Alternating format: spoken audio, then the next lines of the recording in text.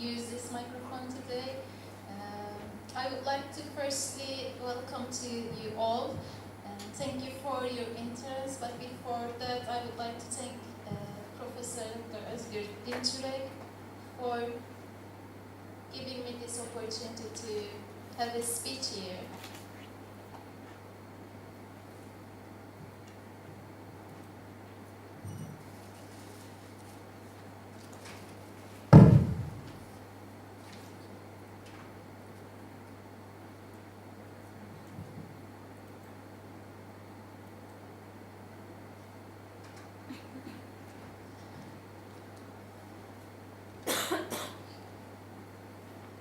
The topic of the presentation that I would like to show you today is questioning the impacts of ecotourism on vernacular architecture, mainly focusing on Bağlıköy-Ambelikou.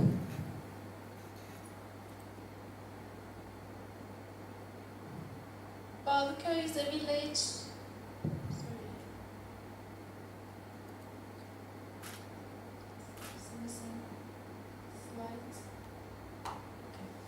So, what will be the content of the village, of the presentation? I try to write here several questions. What I'm going to speak about today. What are the characteristics of the vernacular houses? But what I mean by vernacular architecture, I'm mainly focusing on vernacular houses. What are the experience changes and reasons of those changes on vernacular houses? Can ecotourism be evaluated as a tool that has an impact on the vernacular architecture of a village? And does it contribute? Is it a tool to protect the vernacular architecture, or does it have any other impacts? So, Bağlıköy or Ambelikou, I mention it, is a village located on the northwest of the island of Cyprus. The name of the village was Ambelikou. And I said is because still some people refer to it as with this name. It means place of vineyards. But the village, similar to the other villages situated on the northern half of the island, renamed in 1958 as Bağlıköy, which means village with a vineyard. But some Turkish Cypriots, especially the old people, elderly population, and especially the ones from the village, still calls the name Ambelikou. When the geographical and architectural characteristics of the village are considered, we can say that the village have two parts. The first part of the village is more closer to the sea level and to the main road compared to the second half of it, and the height of the village varies from 9 meters to 90 meters.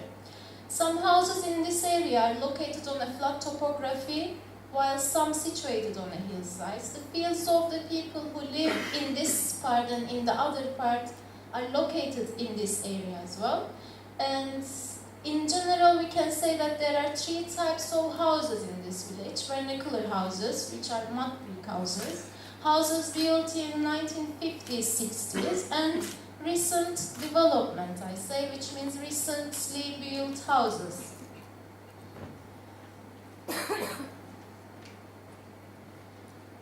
The second part of the village is approximately 170 and 180 meters from the sea level. The houses here located on the hillsides and in a valley. And this part of the village can be evaluated as a traditional village center, since most of the houses located in this area is vernacular houses.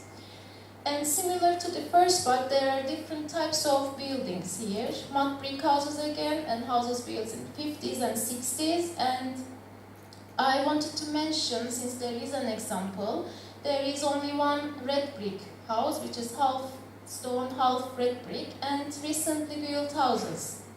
Overall population of the village is 200, however 45 to 50 people, mainly elderly people, live in this part of the village. The picture on the right, it's not very clear, it's a little bit dark, but it shows the second part, the traditional village center, and here you can see that this area than the lower area and its relation with the sea.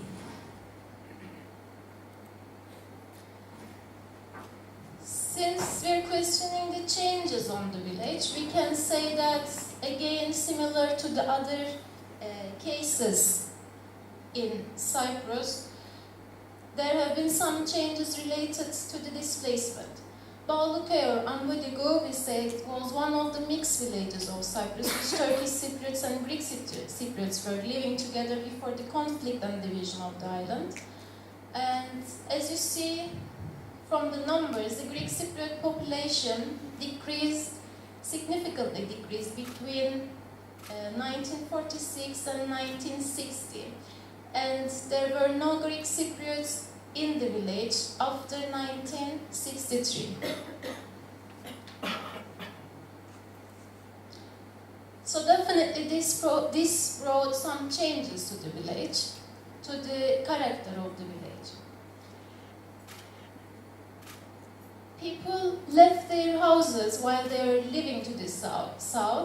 Some of them, as the villager explained, only few of them sold their houses to the Turkish Cypriots before they leave, meaning that they were thinking or they were believing that they will not be able to come back again. That's why they wanted to sell their houses. However, most of them didn't do that. They just left the houses, and this brought demolishment, this brought decay to their houses. There was a church in the village since it was inhabited by the Orthodox Christian population. However, when we look to today's situation, there is no church in the village. It is demolished, but when we look to the references, to the written references, in 1936 it is explained that the church and the mosque was there, and they are evaluated as modern buildings. Not only the written references, living references, if you like people who live in the village, still mention that the place of the church, where the church was, they're still referring, but there's no church at its existence.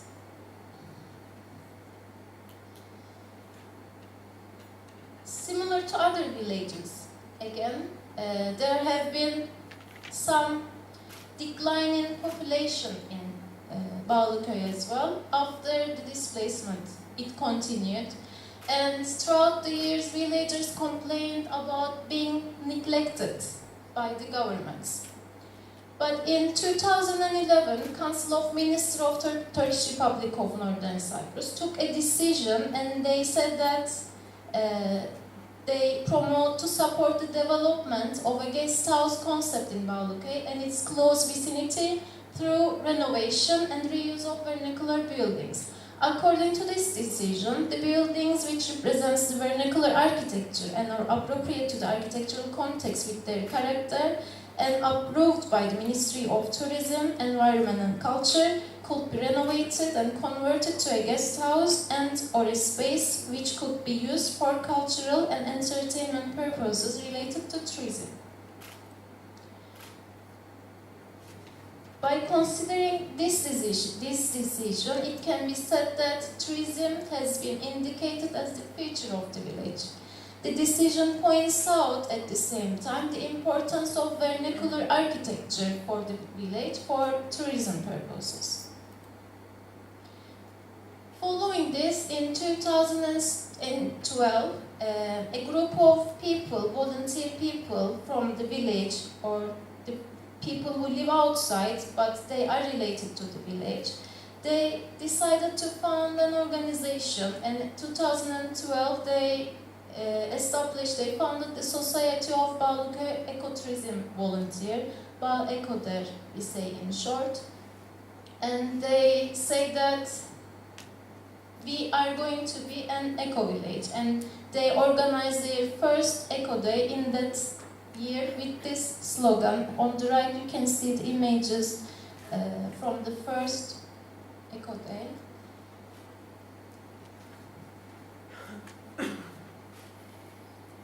Besides the society and villagers decide to organize another special day which is called Paluze Day in Turkish, Paluze Günü, in relation to the viniculture history of the Bağlıköy.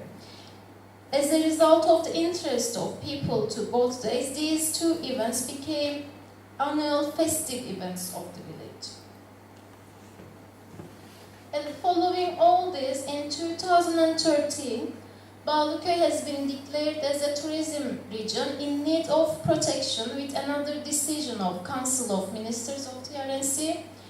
And we can say that with the establishment of Ecotourism in 2012, with the decision taken by the governments in 2011 and 13, the village started to experience some physical changes and transformation. But before discussing these changes, I would like to talk a little bit about the architecture of the village, as I explained in the first slides about the examples of the buildings, of the houses. So in this example, they are not extraordinary buildings. These are the images that we can see all around the Cyprus. The houses built in 1950s and 60s. What is interesting is the picture on the bottom right, that you can see there are few houses which are unfinished, which seems that they are left by the Greek Cypriots on the time, and they are still in this situation. As I said, there is only one example of one red brick house, but it is not completely built with red brick. As you see, the bottom part of it is stone, and only the top part is built from red brick. It's only one, and the floor, first floor and ground floor, they have only one room. And two examples of the recent developments. Unfortunately, this one is situated at the village center.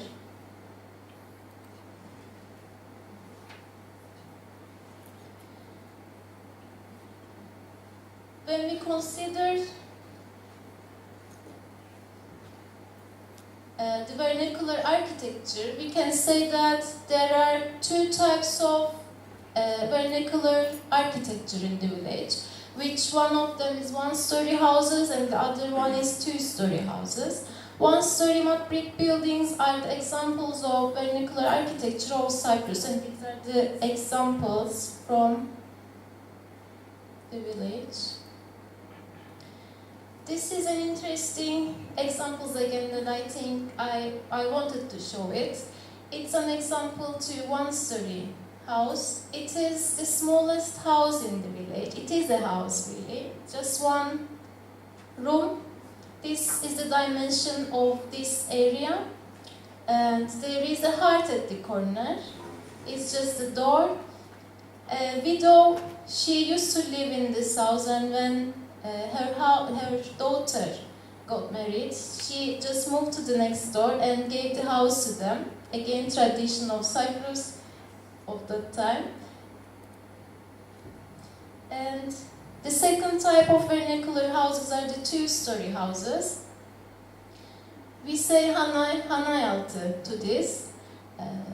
It's again a typical example of vernacular houses, however predominant in this village, similar to the villages in Troodos region. But what we can show as a difference can be the timber balconies which surround the first floor. As you see, this one and the broken. This is typical, more typical in the rest of the island.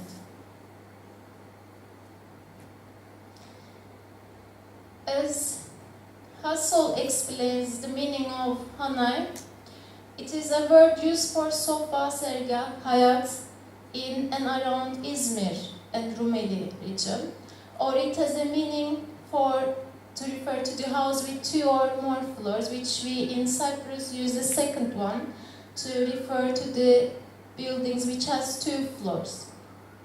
Hanayaltı is the single or two rooms on the ground floor, and hanay is single room located on the first floor and accessed by the exterior timber staircases. Examples.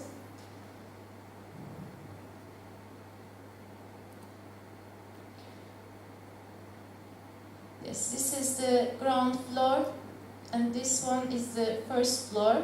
Sorry, it's written in Turkish. So this area is sitting area, and we say aşevi actually. It's a kitchen, and on the top floor it is a bedroom. But this was built as a single room, but then divided by the users and created two different space. Details of the house. So staircases which goes up to the balcony of Hanay, and access is from outside. It has two doors here, and this is the corner where the hearth is located. You see the places of the plates on the entrance of the first floor. Another example to this type. Only one room on the ground floor and another room on the first floor, used as again kitchen and living area on the ground floor and bedroom on the first floor. And some details of that: timber staircases were placed on the stone steps, 2 or 3 steps first, stone steps, and then the staircases started. Through these timber staircases, one could reach to the terrace, to outside balcony first, and then enter to the house. And this is, you see that they close the top part of the staircases when you go up. This system here. And details from the doors and windows. Besides this, there are lots of empty buildings in the village, which can be evaluated as a ready-built stock to be used for the tourism purposes. And additionally, there are damaged buildings, partially demolished or partially standing buildings, which have been affected from natural disaster or from disuse. Again, this can be evaluated as a ready-built stock there to be used for tourism purposes after proper and appropriate restoration. And the building material, mud brick, earth is the building material, and earth is also used to plaster the surfaces of the exterior surfaces, and lime is used for plastering the top cover. Mud brick, the earth for mud brick was collected from a particular place, which all the villagers can show you that the earth for the mud brick was taken from there, and mud brick was produced at that particular location by all the villagers. As they explained, it was a common activity which especially done during the summer period. So they were preparing all the mixture together, and what they say, the process they call kerpiç kesme in Turkish, to cut the mud brick, if it translates directly. And also for the lime, there is a special place for the lime to be collected, which the villager called this area Kireçtepe. Stone is the other building material, but it is only used for the cornerstones or for the base, for the foundation, around 50 centimeters to 1.5 meters. And as you see, it has an irregular stone masonry, which big stones and small stones in between the big ones. Stone is also used to build retaining walls all around the village. Different types of stone retaining walls. Other materials, timber used for the roof, rafter, reed or bamboo mat or marble, earth and traditional tile use. As they explained, there is a area which there are lots of pine trees there, and they got the rafters from those pine trees, or from nearby villages. According to the demand, they would brought to the village from nearby villages, or again collect from the immediate surrounding. And reeds, there is a river bed now, it's not running, but the reeds were collecting again from this place, and mats were produced in the village. So everything was collected around the village, in the village, and prepared for building in the village. Examples for the doors, typical doors in the village. Details for handles, typical window examples, hinge and latch hook.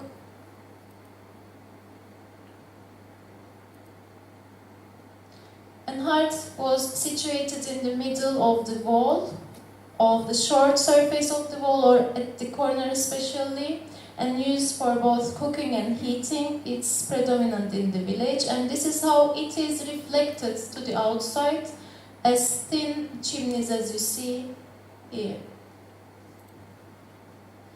Oven is not very predominant, or only few of them could survive, so they could be from earth or they could be from stone. So changes as a result of displacement we mentioned, and changes as a result, changes before. Now I will show some slides which shows the changes before ecotourism idea, and we will talk later on changes after the idea of ecotourism. So these were there in the village existing before the ecotourism idea actually.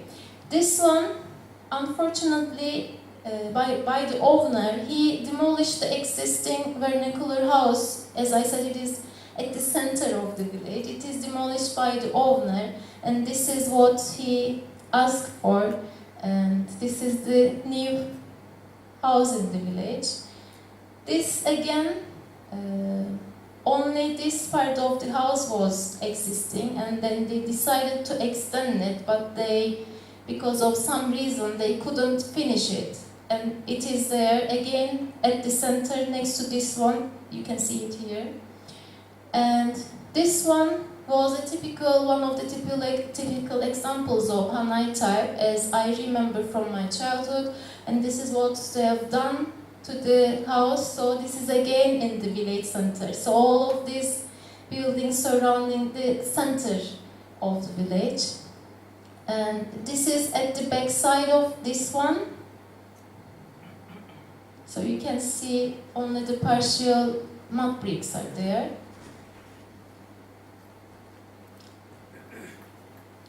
This one again, built before the ecotourism idea.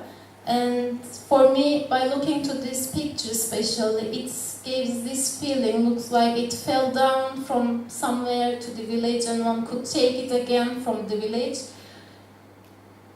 It has no relation with the existing, the examples that I show. This is, can be evaluated as a little bit better case, but there was no such an element in the village. So this is inserted element, balcony, with these timber ornaments here. It's not clear, but from here you might see.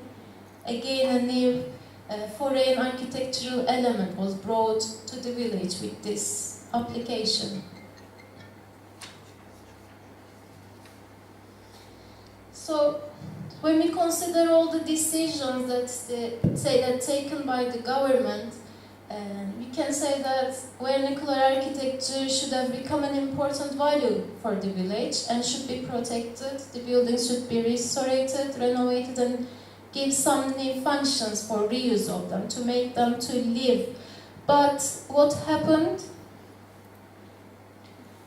In 2012 actually, Bağlıköy people, the members of the Bağlıköy, decided to prepare a project for the village and asked to the engineers and architects who has roots in the village to prepare a project for them, so that they can take this project and apply for the funding. And a project restoration proposal for Bağlıköy was prepared and submitted to the municipality, and municipality received the funding to do this project. What includes this project? Actually, the project focused on traditional village center, the center of the village, and it is called first phase, hoping that it could continue to have several more stages. And it was actually suggested to be completed in March 2013, but it is recently, we can say that, completed. This is the mosque, and this is the main access which enters to the village, and it ends with the coffee shop if you have been in the village. And this area selected to focus on that area. The main idea of the project was finding out the existing unused buildings and empty lands and propose appropriate functions to them rather than building new buildings. And these are the works which, it's not done, sorry, these are the works which listed to be done in this project. What are these? We can group them under 5: infrastructure, restoration of the existing village center, proposing a building for Bağlıköy, facade restoration of the building situated on the main axis, and maintenance of the public fountains all around the village. What included in the infrastructure: general cleaning and maintenance of the roads and retaining walls, and payments of the area between the proposed car park and coffee house, and restoration of the existing village center, restoration of the coffee house, existing coffee house, facade of and reuse of row shops, cleaning the concrete from the retaining wall which is located at the center of the village center, and bringing forth the original material, including the area which is used as a car park to the village square, and it goes on, which I now show you some pictures, before after pictures, how was it, and what will happen, what happened. So this is before. You see this yellow stone was used for the retaining walls, and this is what it is now. A view, so the pavement of the road, so it is paved. But the project says the payment of the area with the proposed car park, which a car park was proposed to the village at the entrance of the village, and wishing that the people wouldn't enter into the village with their cars, just to leave their cars a little bit outside and walk. But the municipality decided to do to pave the larger area than suggested area. It was a coffee shop at that time, but now it is used as the building for Bağlıköy. But still it is called the coffee shop. This is how it was before. You can see the concrete cover on the building and the yellow stones. Now it is how it looks like with the stones, and Bağlıköy is used this. However, the project proposed to tear down the concrete and see the mud brick first, and then renovate it, restore it according to that. But as you can guess, it didn't happen. They just plastered it. So it's only for visually it is done. It is called view of the row shops here. This was proposed for the building for Bağlıköy at that time, and they started to use this building, but since they didn't do the restoration properly, it collapsed, so they had to move from that. And this is how it looks like. The picture is taken from this direction, but you can see again. I will show this one by one. So this is the first building, how it was, and then how it looks like now. And the next one, the one next to it, and it goes 5 buildings. So when we look at to the second one, you see that they decided to close the window and change the door, but the door has no relation, as I showed you the examples of the doors from the village. This brought again from somewhere else. Someone decided to have this door in the village, so they did it. And this is how the door is. And the other one, the building next building, has the same door as well. And in the project, it is proposed to cleaning the concrete. You see, this is a stone wall actually, but they covered it with concrete. And in the project, it is suggested to clean that concrete and to steal the original material. But then they decided to put another layer on it, so they covered it with this stone. So now there is another new layer on that. So this is the area which is proposed to be paved and included to this. This is the main access which goes to the coffee shop, and it is proposed to do some landscape arrangement and include it here. But then the owner of the land rejected this idea. He refused to give the land for the project. And then it is divided now, so you cannot, at least someone cannot come and just leave his or her car there, but it is not included. And this has been proposed. I was one of the members of the project, we had to propose only facade restoration for this, but we knew that it's not enough. But as we said, first phase, but for some buildings we identify what should have done, not only the facade but restoration for all buildings.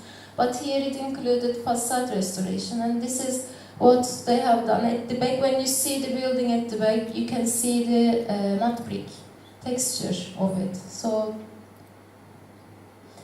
and the maintenance of the public fountains all around the world, all around the village. So some of them are still not working, some are working, and some are used as flower pots.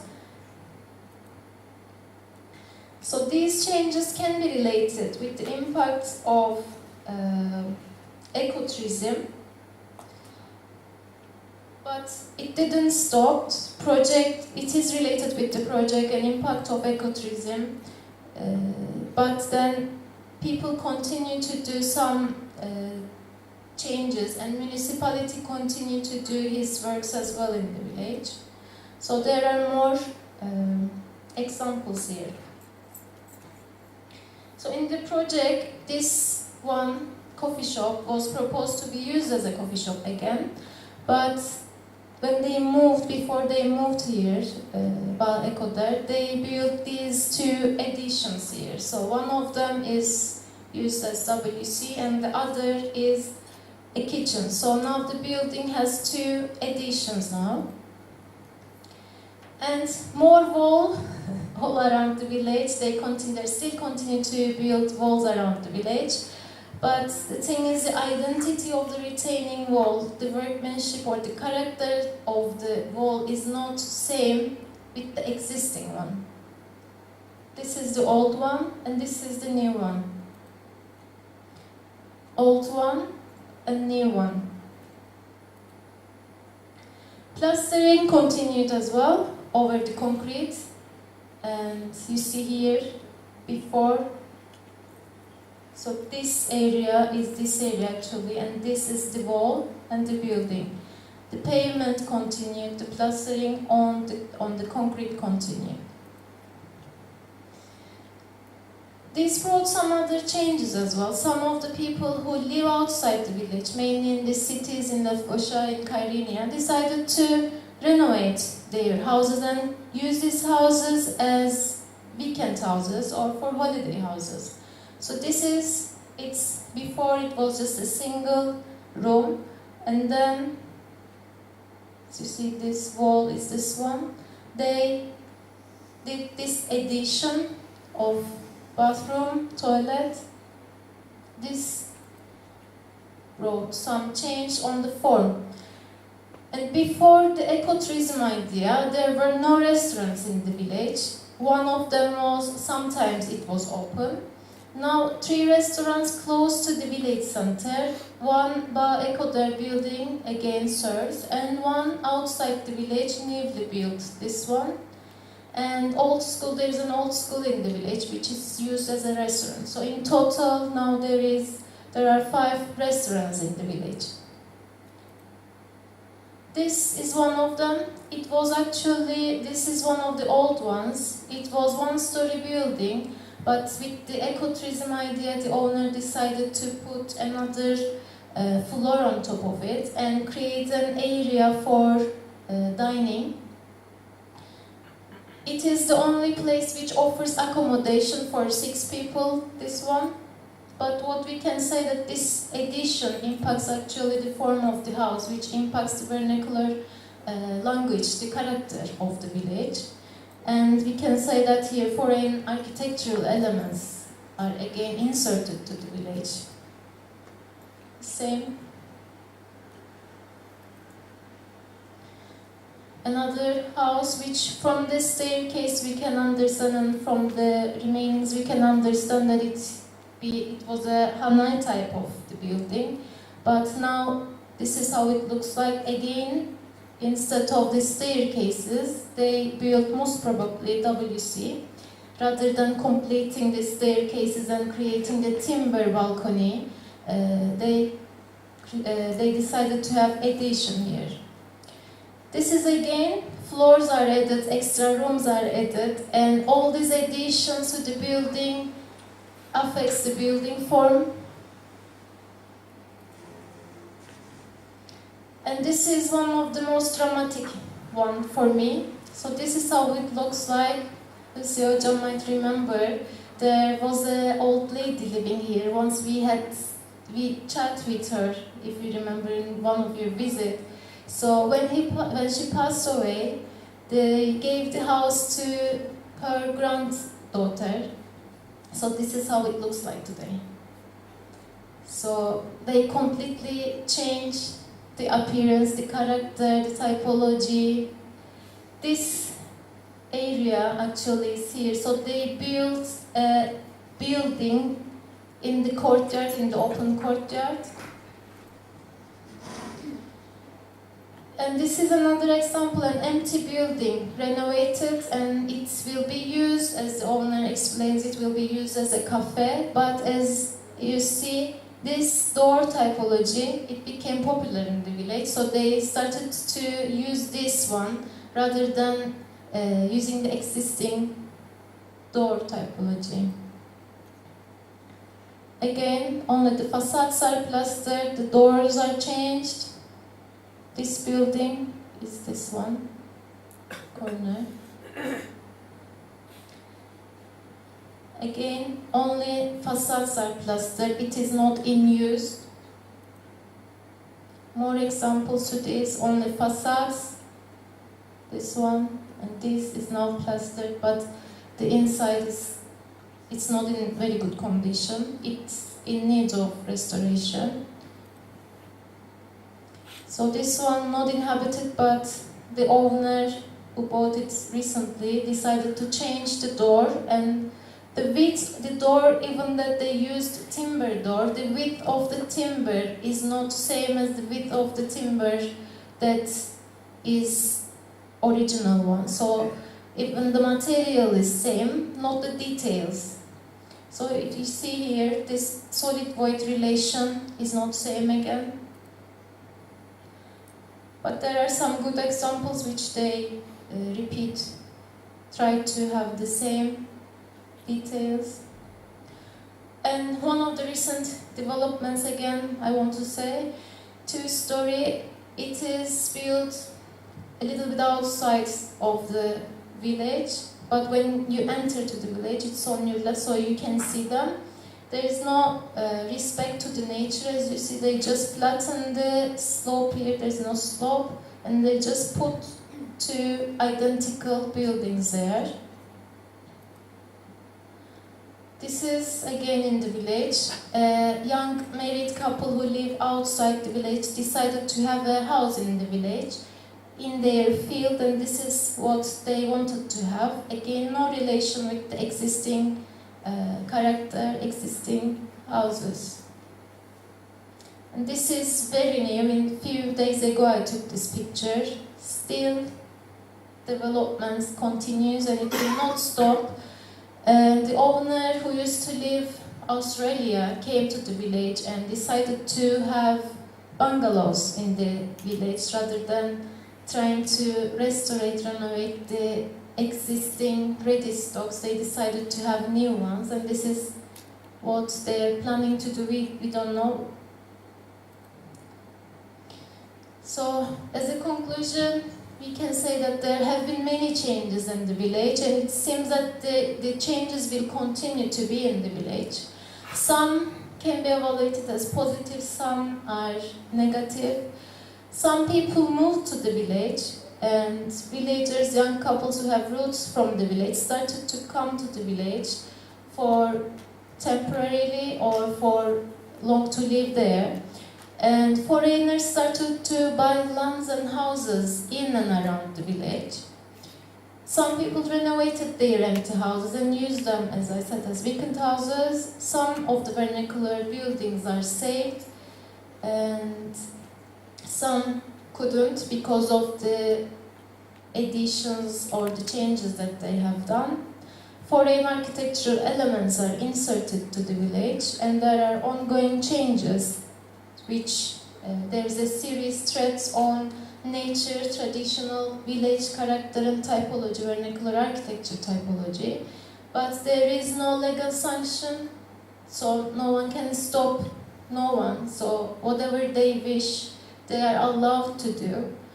And which we can say that there is an urgent need for a conservation plan, there is an urgent need for restoration rules and regulations. Thank you for listening.